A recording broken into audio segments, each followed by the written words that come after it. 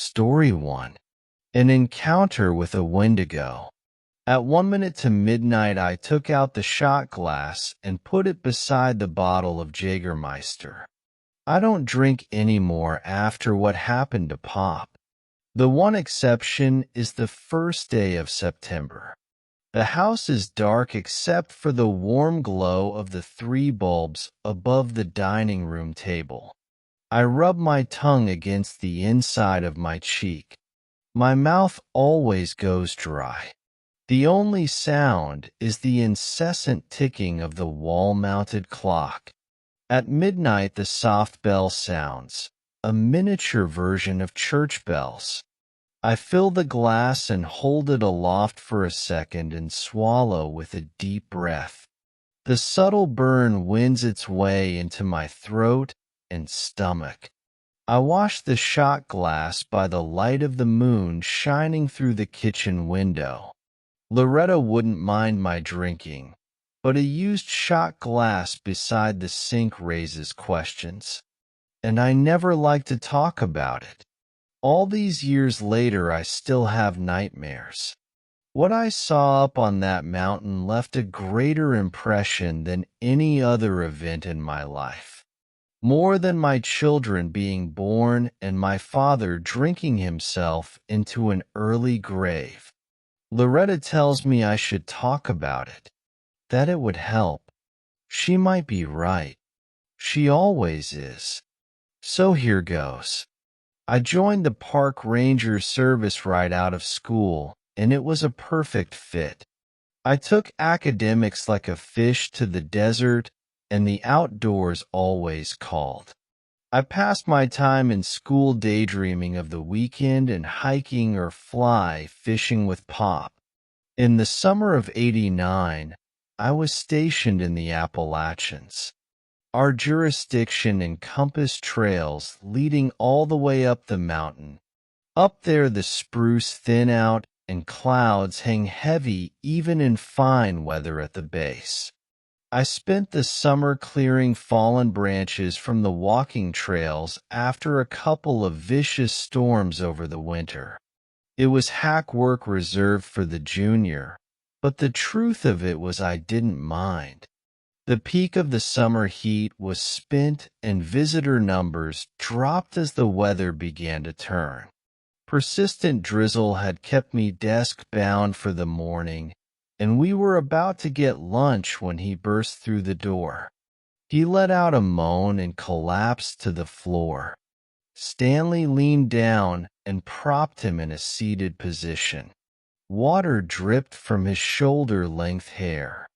His limbs hung limp by his side. I handed Stanley a cup of water. Stanley used his index finger to push down his chin. When the water hit his tongue, the man tensed and his eyelids flicked open. He flailed his limbs and knocked the glass from Stanley's hand. The glass shattered on the floor, but the man paid it no mind. "It is out there," he said. "What is?"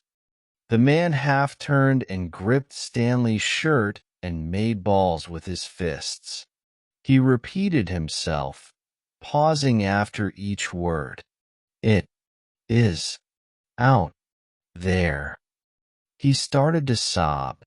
He released his grip on Stanley and buried his face in his hands. We lifted him onto a chair, and he pressed his face against the table and bawled. I grabbed the rucksack he had dropped to the floor. On the bottom right was a name tag behind a plastic sleeve. Lenny Porter from San Diego. There was a number at the bottom. "I'll make the call," Stanley said. When Stanley returned, Lenny was sitting up staring blankly at the wall with red eyes. His face was gaunt, like he hadn't eaten in a week. Stanley closed the door. "I spoke to your father." Lenny didn't acknowledge the words. He sat motionless and unblinking. Stanley shuffled across to where I was sitting and pressed his palms on the table. Lenny left San Diego 2 weeks ago with a couple of friends. They planned to spend a month hiking the trail north. The father gave me two names, Freddie and Sabrina. When he heard their names, Lenny leaned over and picked up his backpack. He rummaged frantically until he pulled out a stack of Polaroids. He flicked through the photographs and then slapped one on the table. Stanley and I leaned over. Flanking a fitter and healthier Lenny were what must have been Freddie, tall and wearing a baseball cap, and Sabrina, shorter and wearing a bright yellow top with an almost fluorescent blue belt pulling the fabric tight around her waist. Lenny fingered the photo, and tears welled in his eyes. What happened to them? He sobbed and shook his head.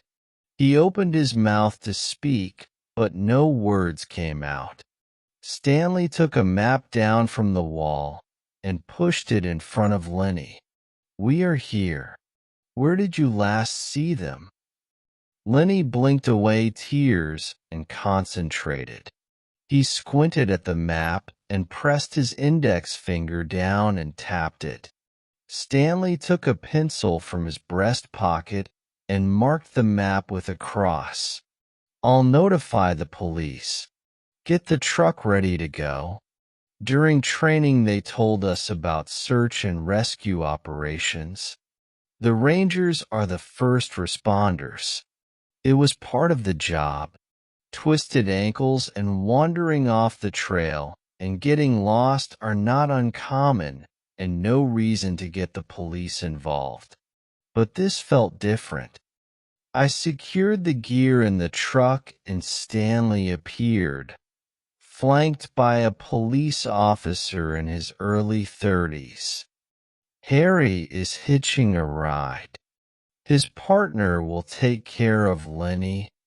We drove up the trail for about 15 minutes with the truck until it grew too narrow and treacherous. We split up the gear between us and set out on foot. Our destination was high up the mountain and far away from the trails. It was almost as if the trails deliberately avoided the area. We hacked our way through the thick forest. How had they ended up all the way out here? Stanley checked his watch constantly as we climbed. He wanted to get there before dark. I figured we would be lucky if we did. Stanley and Harry talked like old friends, asking about each other's wives and children. The park rangers are in effect an extension of law enforcement.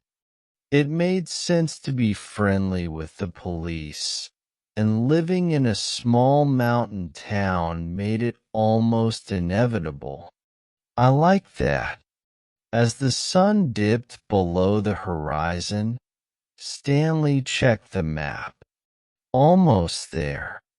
Get your torches." "All right." Harry reached into his backpack and pulled out a flashlight. I did the same. "Do you know what's up this way?" Stanley said. I shook my head. "Somewhere up here is an old cabin. Hunters used it as a base back when you could still hunt up this way. The cross our friend Lenny put on the map is just about on top of it. Let's see if we can get there before there's no light left." We didn't make it by dark. Twilight gave night with little warning. Soon we were relying on the light from our torches. Being on a trail in the sunshine lends a sense of security up here, even when you are alone. Now, surrounded by black and with the trail long behind us, an uneasiness grew in my stomach for the first time. Stanley paused and swept his torch. He muttered something under his breath. Harry took a few steps to the right, lowering his head and squinting. "There it is," he said. At the farthest reaches of Harry's torchlight, the cabin emerged from the woods. Stanley tapped Harry on the shoulder. "My eyes aren't what they used to be. The cabin should have been a source of comfort, but it only added to my unease. The roof was half caved in and trees encroached on all sides, gnarled branches reaching out like fingers. The structure looked like it belonged more to the forest than to man. The only door hung askew on warped and rusted hinges. 2 windows had long ago lost their glass." Stanley shouldered open the door with a grunt. Leaves and branches covered the floor, blown in through the open windows and roof. "We dumped the gear inside." Stanley took out a lantern and tied it to a horizontal branch a few paces from the front door. He flicked it on and the light shone bright. If there was anyone lost nearby, they could not fail to see it. We split up and entered the forest, guided by our torches. Stanley instructed us to go no further than the reach of the lantern. It was our lighthouse on the horizon. The wind blew and fresh from the north. I buttoned up my jacket against the cold. The beam from the torch was strong, but aside from the narrow cone of light, the forest was deep and full dark. Stanley and Harry called out the names of the 2 missing, Freddie and Sabrina. I did the same. Every few steps I stopped and listened. The forest was alive with the scurrying of animals and insects going about their business, and the constant rustling of the wind through the leaves. It was hopeless. This was a needle in the haystack stuff. Freddie or Sabrina could be unconscious on the ground a few feet to my left, and I would never see them. We should camp and wait for the first light. Harry's voice cut through the night, louder and with urgency. I skipped towards the sound as fast as I dared. The 2 torchlights of Harry and Stanley played close together, the beams of light trained on the forest floor. "You might not want to see this," Stanley said as I came up behind them. It was too late. By the light of the torches I saw him, flat on his back, arms and legs bent at unnatural angles. I almost gagged when I saw his face. The left side caved in, a red, bloody mess fragmented with the white of the skull. The right side was intact, one green eye staring up, wide and unblinking. The remainder of the face had an almost serene expression. It was not the look of fear that you would expect from someone about to have half their face crushed. No skin remained below the neck, the contents of his torso picked so clean I could see his full spine. What did that mean? I stammered. I didn't get an answer. Stanley fished the Polaroid from his pocket and studied it under the torchlight. He handed it to Harry. It's him. It's Freddy. Harry jumped and swung his torch out into the woods.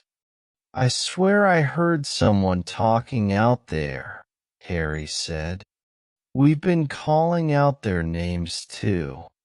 No, it wasn't that. It sounded like whispering. It's the wind through the trees. Harry didn't look convinced. He called out the name of Sabrina and listened. Only the sounds of the forest. Stanley shushed him. There's nothing we can do for the boy now. Let's get back to the cabin and radio down the news.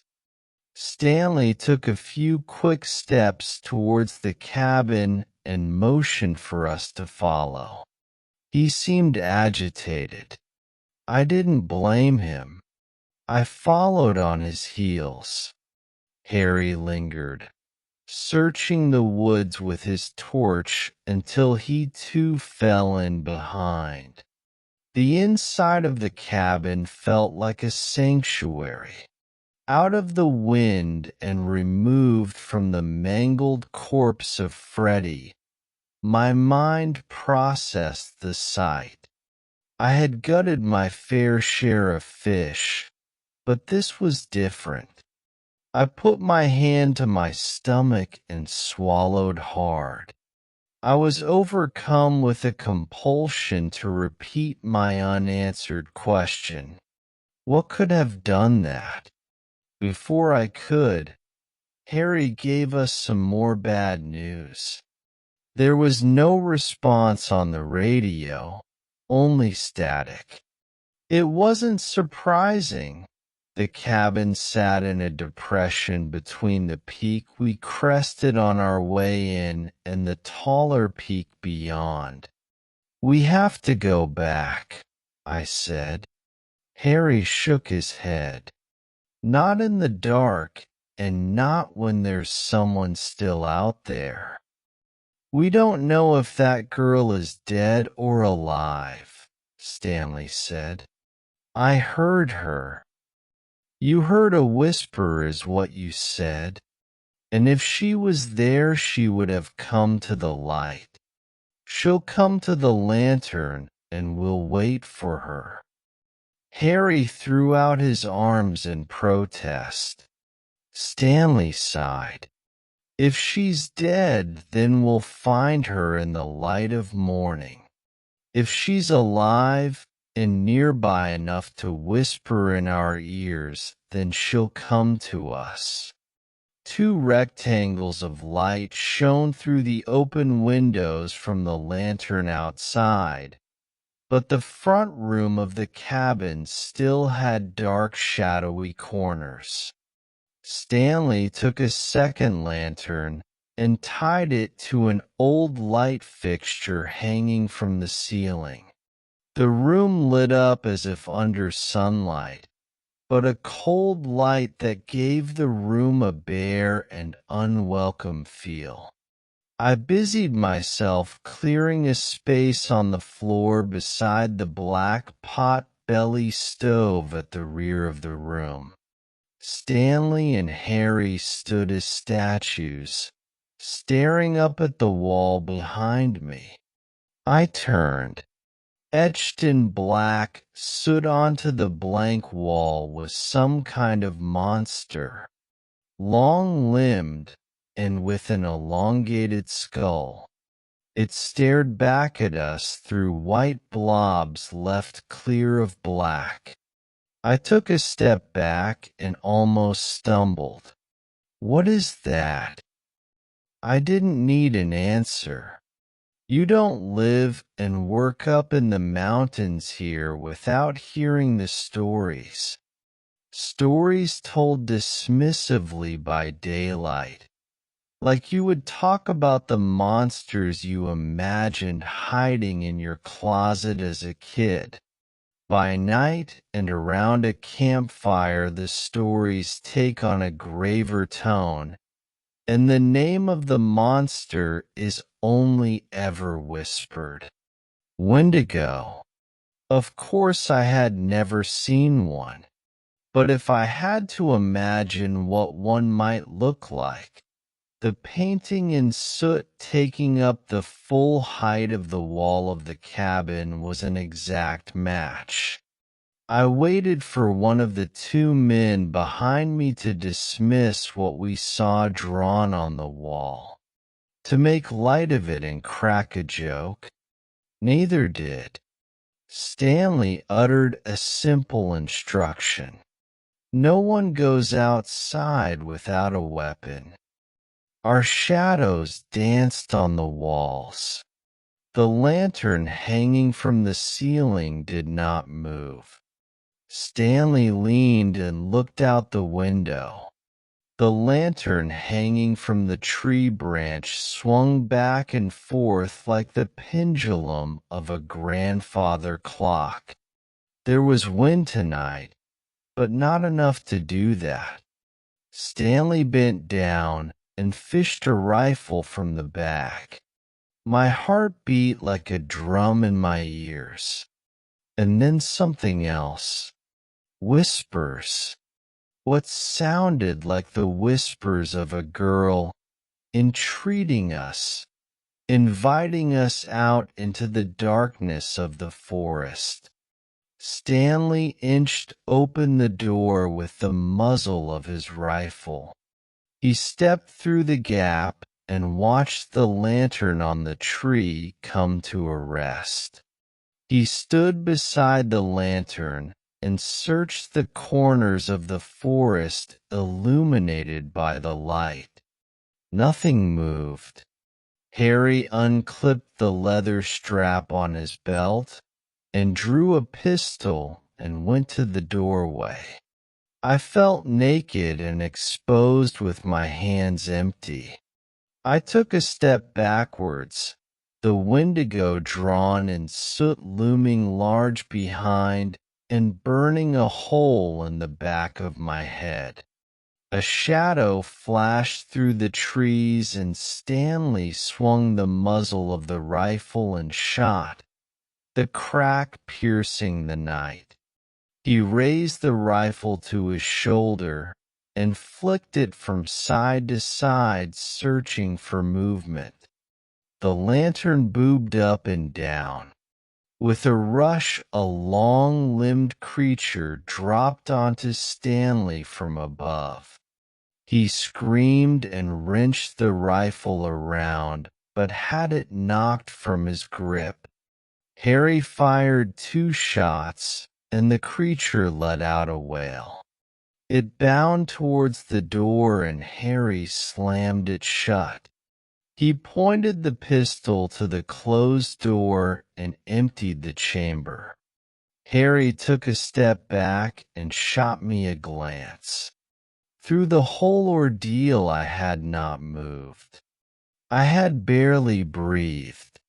Was it dead? Was Stanley okay? The window. I screamed. The long, thin fingers of the creature wrapped themselves around the inside of the window frame. Then the head appeared, uncannily human-like, but distorted and disfigured. The chin elongated, and the teeth like razors and drenched in blood. Its eyes white and piercing, just like the etching on the wall. Harry grabbed me by the arm and hauled me into the back room of the cabin. He slammed shut the flimsy door. The back room was windowless, and the only light was a thin strip at the base from the lantern in the front room. We crouched together, our shoulders pressed against the door. We listened. The light patter of footsteps. 2 thin strips of black interrupted the strip of light at the base of the door. Something stood on the other side. Come out, it is okay. It sounded like Stanley. Had he killed it? Come out. Harry straightened and I grabbed his shoulder. "Don't open the door," I whispered. "They say a Wendigo can imitate those it kills." My hand brushed against Harry's back and knocked the flashlight from his jacket pocket. I fumbled in the darkness until I found it, and I flicked it on. I scanned the room for something, anything we could use as a weapon. I walked away from the door and kicked at the twigs and leaves on the floor. All that was good for was kindling. "Something smells rotten. There must be a dead rat somewhere." "It's Stanley," Harry said. I pointed the torch to him. His eyes were wide and wild. "He must have killed it." He smiled at me and took a step back. The door slammed open and carried with it the rotten stench. What stood in the doorway was not Stanley, but the Wendigo. Harry kneeled before it, breathing in the noxious fumes. I shone the torch onto the creature. Its gray skin pulled tight on a gaunt frame. And then something glinted. A belt buckle. Around the creature's waist was the bright blue belt Sabrina wore in the Polaroid. "Sabrina?" I said. It turned to me and paused, tilting its head to the side. I thought I saw a glimmer of recognition, a brief moment where it knew the name. But then it snarled, its mouth opening wide and dripping with saliva. It wrapped two hands around the neck of Harry and leaned in.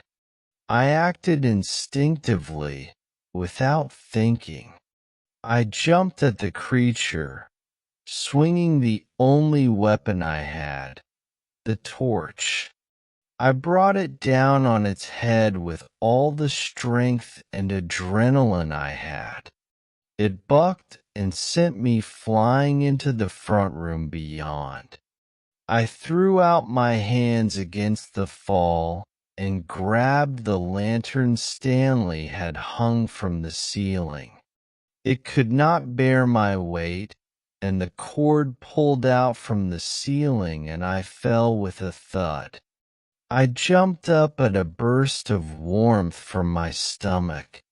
The lantern had smashed on impact, and the white-hot filament broke free of its casing. I groaned in pain, and the creature lumbered forwards. I retreated into the corner of the room and pulled my knees up to my chest. It stood over me and opened its mouth, razor-sharp teeth gleaming white. Then the smell of smoke. The creature hopped and then scrambled backwards.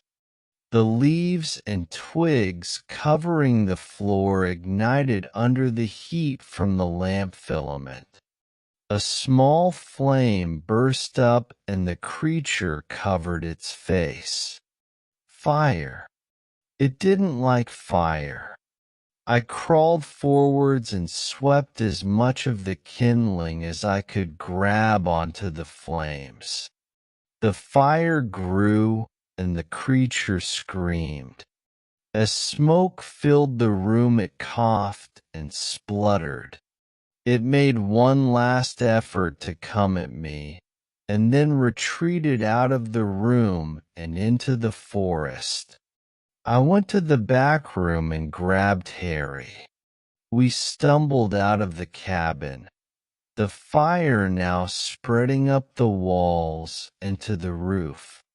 Stanley lay below the lantern hung from the tree, unmoving and with a chunk of flesh missing from his throat. We ran into the forest in the opposite direction the creature had gone. We first climbed up to the crest and then back down the mountain. We stumbled our way down by the light of the torch. Adrenaline coursed through our veins, and we imagined that thing right behind us, stalking us in the dark. When we finally crossed a trail, we followed it back down to the ranger station. A team of police and National Guard hiked up to the cabin after the sun rose. The cabin had burned to the ground, the potbelly stove the only item that survived the blaze. The bodies of Stanley and Freddie were brought down. They said Stanley's flesh had been picked clean down to the skeleton. That was the first day of September, 1989. Sabrina was listed as a missing person, and her father spent a month in the mountains searching for her. But she's gone in every sense that matters. Turned to a Wendigo by hunger for human flesh. She transformed into something unrecognizable from where it began. Story 2. Wendigo Stories. When I was young, I often spent parts of summers with my grandmother in her home out in the country.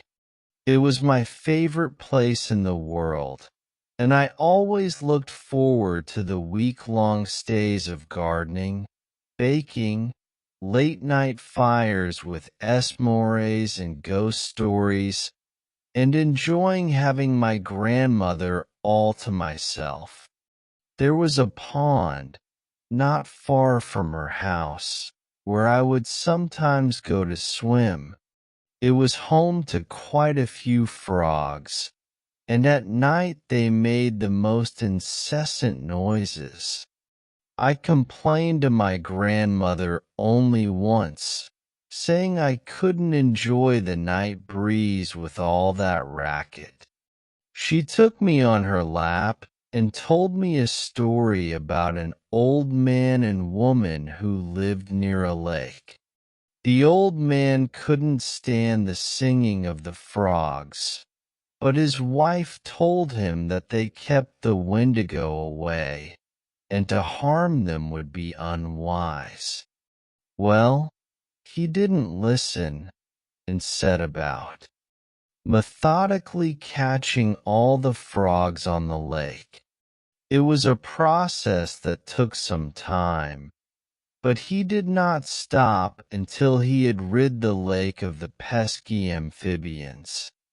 That night, without the protection of the frogs, he and his wife were slaughtered by the Wendigo, a vicious, whip-like demon creature with elongated fingers ending in razor-sharp talons, and rows of silver teeth as thin and keen as needles.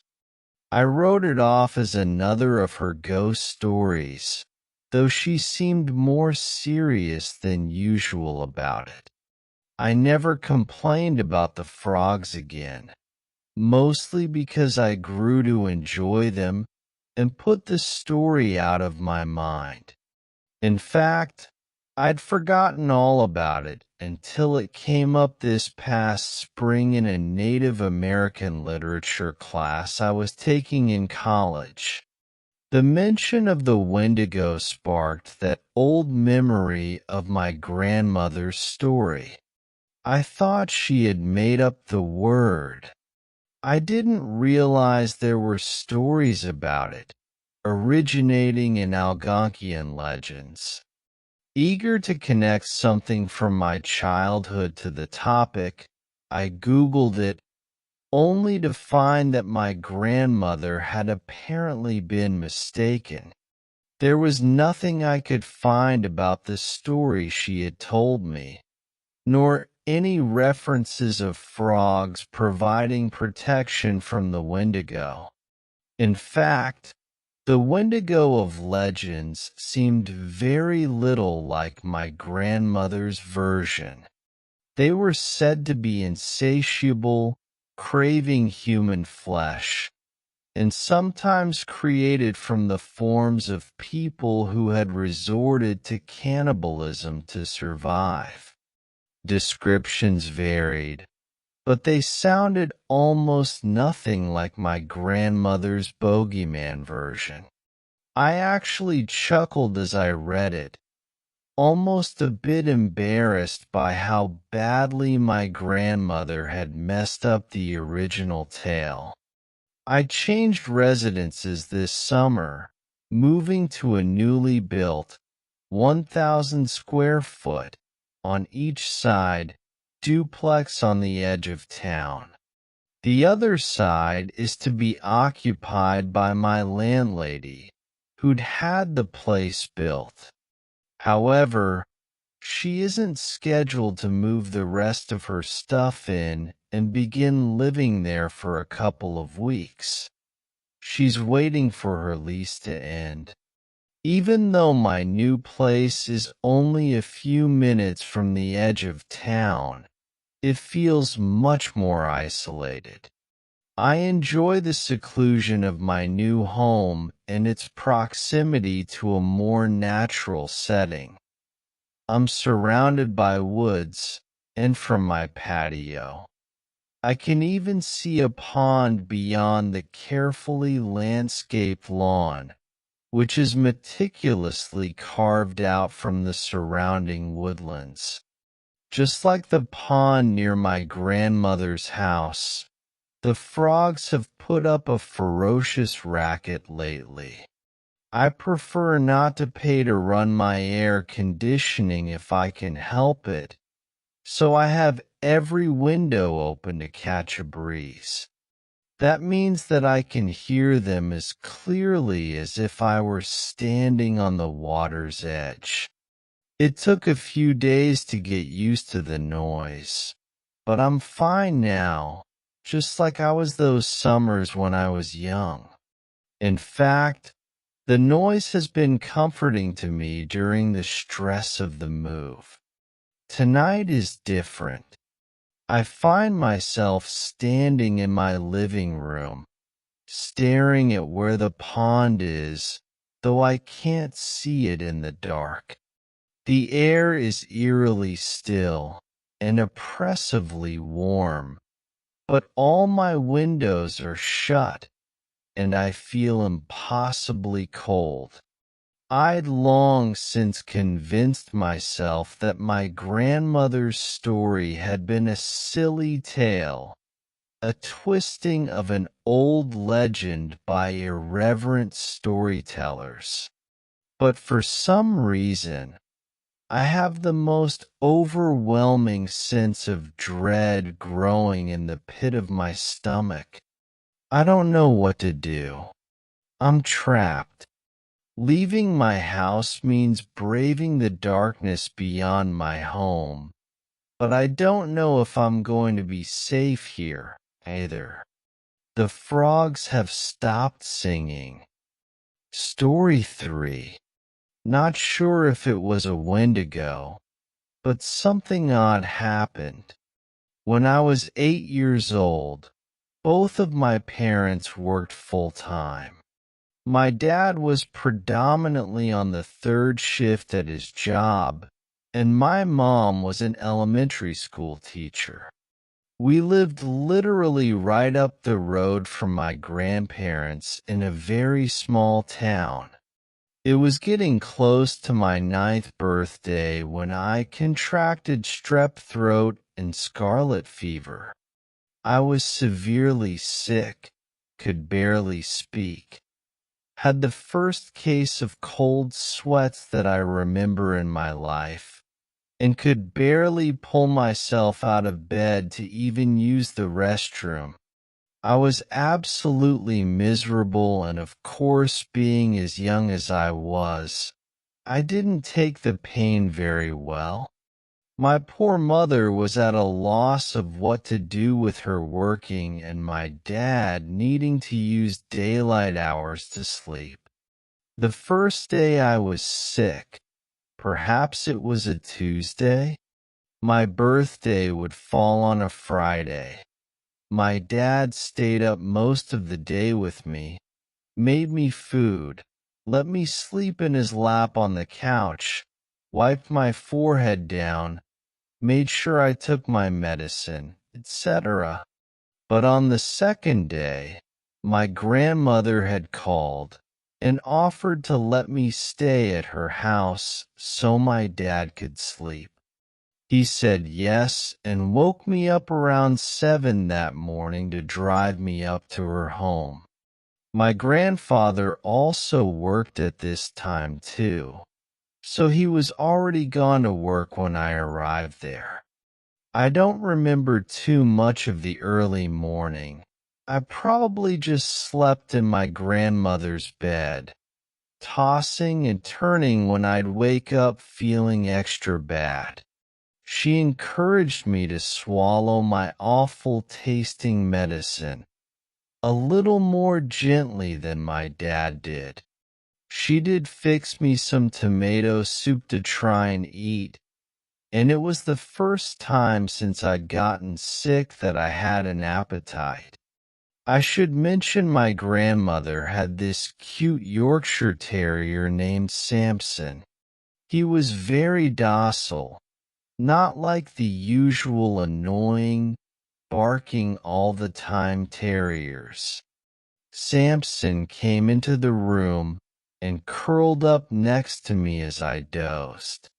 I do know when I woke up at some point, it had to be the early afternoon/lunchtime because I could hear the TV faintly from the living room on some game show. My grandmother had a ritual of eating her lunch while watching a game show. I think it was The Price is Right. I was trying to fall back asleep because I had gotten this really bad headache, maybe from dehydration. I was on the verge of sleep when I was jolted awake by this Samson yelp that erupted from the living room. The terrier curled up next to my feet, perked up, but didn't move. I knew I had heard his name being called too, but it was odd he didn't respond.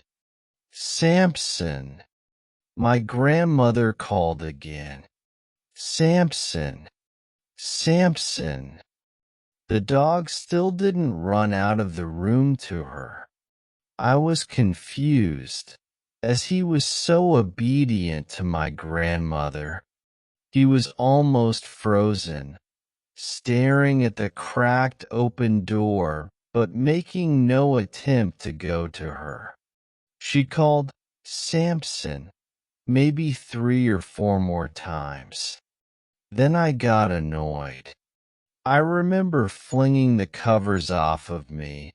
Of course my clothes are sticky with sweat, and I just generally feel uncomfortable and groggy.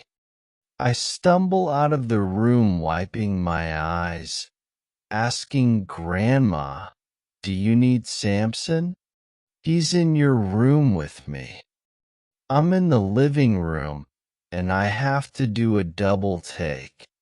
The TV is still on and blaring. There's a bowl of soup sitting on the coffee table and an open Pepsi next to it. But my grandmother isn't anywhere in the room. Maybe she's in the bathroom? I crossed the room and went past the kitchen, empty too. I got to the bathroom door, which was shut, and knocked. Nothing. I then opened it. No one was in there. The house is empty. It's not a huge house either. I've covered all of the rooms. So yes, my first reaction was to get scared. I could clearly hear my grandmother calling for the dog, but she's not anywhere inside. I can feel my hands and feet get all tingly. I start shouting for my grandma, but my voice is just echoing through the small, cramped home.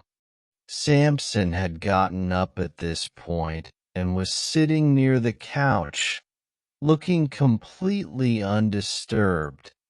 I fumbled for the remote and turned the TV off and yelled, more like wheezed, to the top of my lungs, which you can imagine how painful this was with a scratchy, infected throat. Grandma! The worst part happened next. I heard her shouting my name back, clear as ever, like she was standing only feet away. I start crying now, scared out of my mind. I feel like maybe it has to be a ghost. I grew up with scary ghost stories courtesy of my dad, and I'm convinced now I'm in the room with a ghost. And then she slash whatever this was, proceeded to call my name again. Then, there was a second voice, definitely not my grandmother's. It was deeper, definitely more masculine, and absolutely terrifying as it shouted, "Come to the front door." I did not do that. Instead, I made sure to run back to my grandparents' bedroom, lock the door, and pick up the telephone on their nightstand. I called my own home phone, and my dad's sleepy voice answered. Through a barely comprehensible voice, I managed to croak something like, "Daddy, there's someone in the house, and I can't find Grandma. She's gone." My dad, of course, said he jumped out of bed, grabbed his Swiss Army knife he kept in a drawer next to the bed, and ran down the road to the house in his pajamas and bare feet. He ran up to the front door, jiggled the handle. It was locked. So he made his way around, and since he knew the garage code, just punched it in and got inside. A quick sweep of the 3 rooms of the home showed no one was in there. It's not like there was really anywhere to hide. I ran out of the room once I was sure he was there and began bawling in his arms. He kept reassuring me there was no one here, and then asked if I did know where Grandma possibly was. I said I hadn't, and explained I'd woken up to her calling for Samson, but she hadn't been anywhere there. This was back when cell phones were definitely around, but there were no iPhones, and my grandparents certainly wouldn't have been buying them anyway. My dad had one, but not on him at the time. I could tell he was trying to keep calm, so he just said we would need to go back to our house. I was sure he was probably going to call the police at that point, just because my grandma still hadn't popped up and her car had been in the garage when he got in. If she'd left, she'd gone on foot. We hadn't even made 2 steps out of the driveway when from my grandma's neighbor's house, my grandma was strolling out, chatting to the neighbor.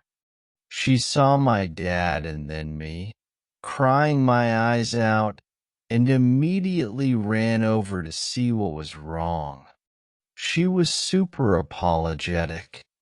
She said she'd stepped out right when she'd heated up her soup to go see her neighbor, who'd called about looking at something my grandma was going to buy.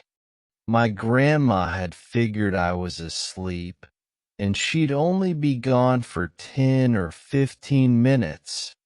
At first, people may have assumed I was feverish, therefore delusional, but I still stand by what happened.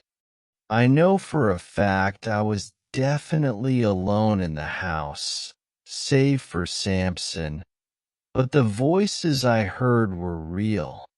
For a while, I was hesitant to go back to my grandma's house, because this happened in the middle of the day. I later read stories at school about Wendigos, or creatures that would disguise their voices to lure people. This was the closest explanation I could ever form about what I heard. I never shared to anyone that I thought it was for sure a Wendigo, and chalked it up to maybe just a ghost. I'm close to my 20s now. Last year was the first time I shared this story fully to my grandpa, who used to just say that fever must have made me have bad dreams. We were sitting on the front porch of the house, smoking cigarettes and exchanging anecdotes. When I finished telling him, for the first time he looked sort of disturbed about it. He finally put his cigarette out and just stared out into the road. Then he cleared his throat and looked over at me. "You know," he said slowly, "some funny things used to happen around that time. In the middle of the night, I'd wake up to take a piss or something. When I'd first sat up in the bed, I could hear your grandma sleeping away, snoring." He chuckled, but his face grew serious again. "Anyways, I'd always hear her calling for the dog. I tried to remain looking calm, but my voice still shook when I asked him, even when she was sleeping? Sleep talking?" "No." He shook his head. "I heard her calling from outside, maybe the living room. I dunno, honey. She'd call for the dog. She'd call my name. All while she was really sleeping next to me, sleeping like a baby. Have you ever told anyone?" "No. I don't want to scare her. She's really scared of ideas like ghosts and stuff. That's why when you were younger and that thing happened, I told her just to remember you'd been sick, fever and all, probably having nightmares." He looked gravely at me. "Don't repeat this to her, please, honey. She's really not the type to be scared." Of course, I wanted to cry.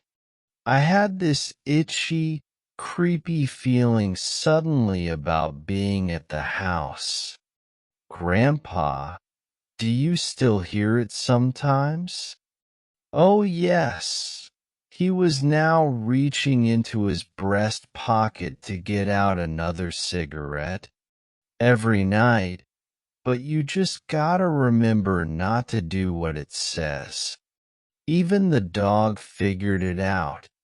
If it says to come to the door, you stay away from the door. If it says, I dunno, come here, you just stay still in the room until it quits calling." With that, he asked to borrow my lighter again. Story 4. Wendigo. I love the woods. I love mountains. Being able to live so close to nature is a privilege I've never taken for granted. But recently, something strange happened out there that I'd like to share. I was heading down a path in the woods, not far from my home. It had been snowing heavily for the past couple weeks and was finally starting to calm down. In the distance, I noticed what appeared to be a man leaning against a log, far from the trail. He was still. I feared maybe he had been stuck out here and frozen in that spot. It's all too common out here when the snowfall is heavy. I made my way over to him. As I got close, I could see his ears and fingers were frostbitten. His clothes were dirty and disheveled. His mouth was covered in dried blood. When I was only a few steps from him, his head began to move, slowly turning and looking at me with dead, glazed-over eyes. His expression was vacant until he looked at me with surprise and a crazed sort of fear. He tried to stumble to his feet, but instead ended up flailing into the deep snow. I talked softly and slowly. Do you need help? How long have you been out here? The man wouldn't, or perhaps couldn't, speak. However, nearby was a small hiking backpack with a tag on it that listed an address. I knew where the address was, just a few miles from my home. He must be a neighbor. I tried asking him if that was where he lived. He just kept looking at me with that crazed, fear-drenched stare. But eventually he was able to nod in affirmation. I had no way of contacting anyone, so I figured my best option would be to take him myself. Who knew how much longer he'd last out there if I left to get help? I picked him up to stand on his feet, and he was remarkably light. He leaned on my shoulder at first, but after walking for a short time, he walked almost entirely on his own. He began to say things as if he was talking to himself, a low, dry, gurgling sort of speech. It felt very inhuman. He must be delusional, I thought. I tried to get him to talk to me. How long have you been out here? Weeks. His voice was like gravel. I'm taking you home. Is there someone that can help you? My wife. You were out here all alone? He stopped talking. After a short time, he stopped walking and fell to his knees. He began to weep, and I tried to stand him up again. He latched onto me and whispered closely, I dash. I had to eat. That explained the dried blood on his mouth. When you're in a life or death situation, you have to make hard decisions. I stopped talking after that. It took us a while of trudging to make it to his home. As we approached the front door, it swung open and out ran a woman whom I assumed was his wife. Oh my God. Honey, is that you? She shouted as she ran up and grabbed him, all but ignoring me. She hurried him inside, saying she'd call for a doctor, leaving me in the cold. That's fine. It's probably a lot to take in. To have your husband disappear for weeks and show up out of the blue like that. I had to get home to my wife anyway. She's probably wondering where I was. On my way home, I was going over everything that had happened. What if I hadn't found him? Will he tell his wife what happened? Where was the other person that was with him? Next thing I remember, I was doubling over in pain. It came from the bottom of my stomach. Oh no, I thought. I could have just infected myself with something he had. I blacked out and woke up at home in bed. No idea how I got there. An hour or so went by. I laid in bed staring at the ceiling, feeling a pit in my stomach. The pain was immense. It was almost like a severe hunger. I thought for sure I had contracted something from the man I helped earlier, some airborne illness. When the doctor came, he approached my bedside with caution. He had almost no professional candor. His eyes widened as he looked at me with a certain fear. He only did a few tests and left me to be quarantined in my room alone. I could hear him speaking to my wife in the kitchen. When he goes, I couldn't make out much of the conversation. Seemed like bad news. After the doctor left, my pain only got worse. It was more distinctive hunger, however. I was becoming delirious. I couldn't remember the last time I ate. I have eaten before, haven't I? My wife came to me asking what I needed. My only answer was, meat. It's been a week now since I got sick. I've lost so much weight. I'm a ghost of my former self, but I eat constantly. Venison and beef, most commonly.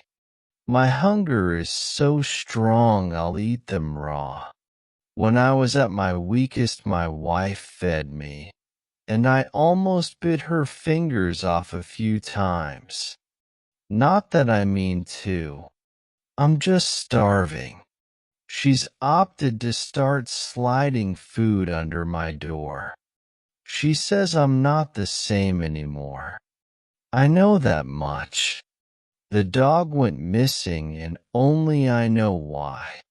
The doctor has come a few times again, saying the same things to my wife.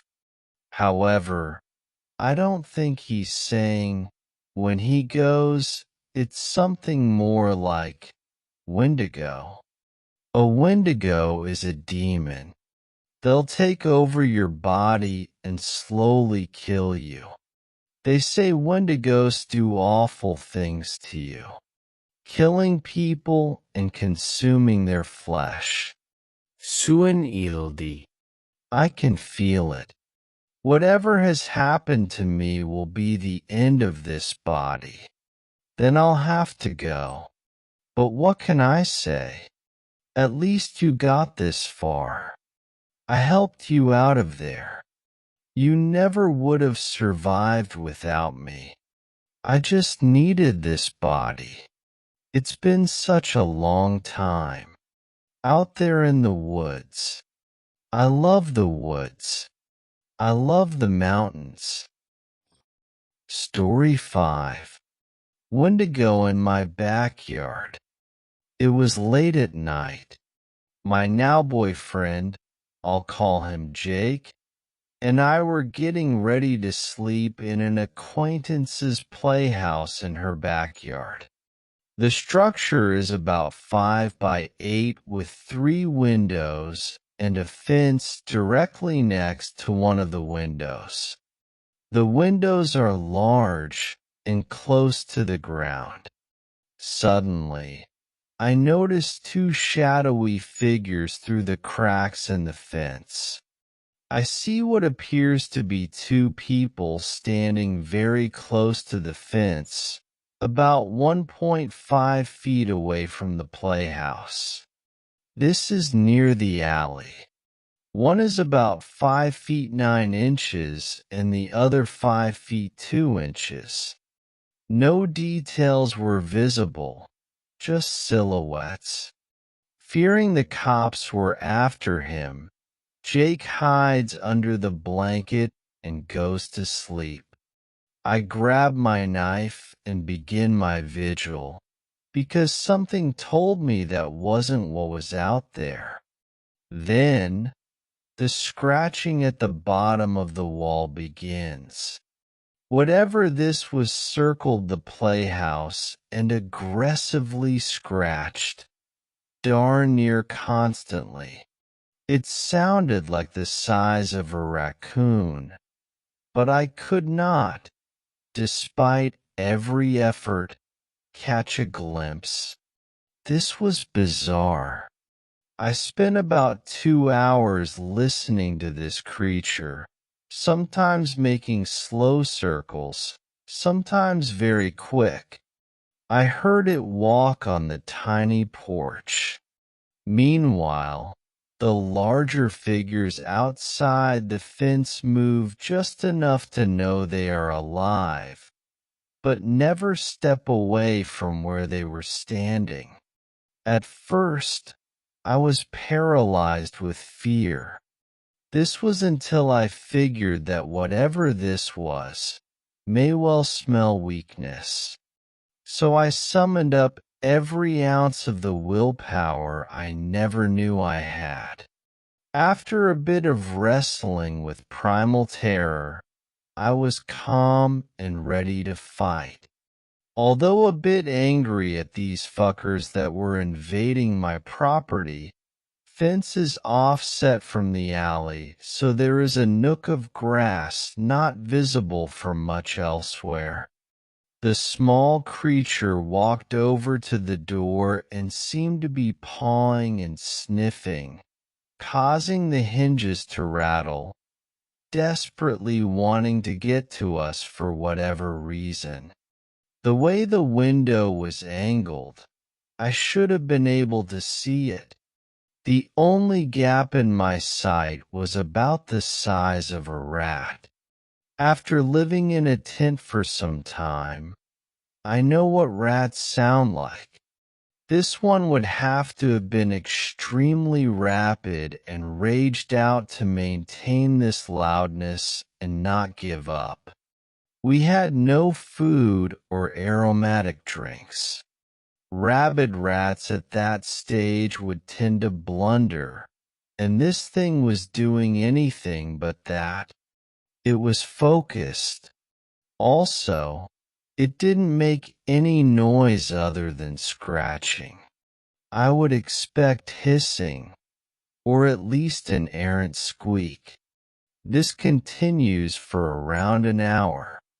Sometimes I move around and look out at weird angles trying to determine what the hell this is. Jake, lucky enough he is a heavy sleeper and was under a lot of blankets so didn't wake up. Later, the sounds got steadily louder and started expanding, for lack of a better word. That crescendoed in aggressive scratching completely surrounding the playhouse, all the walls and roof, for more points than I could count. Still able to see nothing. My psyche was on fire, but not with fear somehow. I accepted death. I became euphoric for a few minutes as I figured I should enjoy my last time on Earth. The blazing joy faded, but I remained calm and happy. The scratching calmed down, and after about half an hour, it petered out. The figures outside the fence were gone, but they hadn't been for long. I didn't see them leave because I was probably watching out one of the other windows. I woke up Jake because I wanted the help of a man to be on alert and defensive, because I thought they hadn't gone far yet. We had been good friends for a couple years. At that time, he and I had been growing closer romantically, but only for a bit more than a week. I swallowed my pride because now or never was the time for the truth, and said, "I love you." He said it back, and I was so relieved and happy. I racked my brain, and neither he nor I can think of any logical explanation other than a creature not yet known to science. He heard the scratching before he fell asleep, but at that point it wasn't alarming. He agreed that it was about 4 hours from when he fell asleep to when he woke up. The scratching never ceased for more than a minute or two during that time. On another night when he was camping with his friend, he heard aggressive, loud, and unexplainable noises of a much more dramatic nature. But this is a story for another time. Suffice to say, we believe there are cunning, hungry beasts with vocal, athletic, and sensory capabilities beyond imagination. These and other errant bizarre sounds remind us of stories of Wendigos. I dread to think, but the figures outside the fence I could have just been one. The shorter one being the hind legs and the taller one being the front. The top of the figures were in shadow. If that is the case, it could have been throwing its voice and creating the scratching noises itself. Three creatures or one. Theoretically, it could have been a rabid rat that just happened against all odds to stay out of sight, and I went into psychosis when I heard it all around me. But neither I nor my family has any history of hallucinations. I believe that I remain too composed to imagine such a thing. The figures could have been cops after him or robbers hiding out coincidentally at the exact time. I don't think so, though. Thank God these creatures sensed that we were not to be trifled with and wouldn't go down without a fight. I used to be a scaredy cat about every noise at night. My mindset towards this and life in general has improved since then, because I realize I am capable of much more mental strength than I believed.